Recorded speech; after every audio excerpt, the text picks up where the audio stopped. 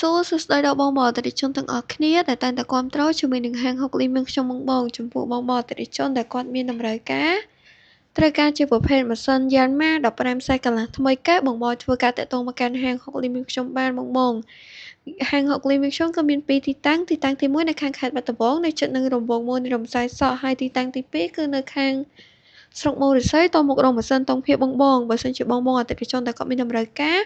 អាចធ្វើការតាក់ទងទៅកាន់ហាងហុកលីមានខ្ញុំទាំងពីរសាខាបានបងហើយចំពោះតម្លៃវិញគឺត្រឹមតែ4លានជាងតែប៉ុណ្ណោះបងទាំងគ្នាជាមួយនឹងប្រភេទម៉ាស៊ីនយ៉ានម៉ា15សេសថ្មីកែបង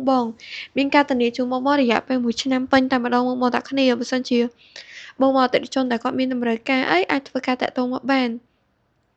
ហើយចំពោះម៉ាស៊ីននេះគឺស្អាតហ្មងបងទាំងគ្នាជាប្រភេទម៉ាស៊ីនយ៉ាន់ម៉ារបស់ជប៉ុនសុទ្ធបងទាំងគ្នាហើយតម្លៃគឺត្រឹមតែ4លានជាងតែប៉ុណ្ណោះបងបើសិនជាបងអតិថិជនដែលគាត់មានតម្រូវការត្រូវការជាប្រភេទឈុត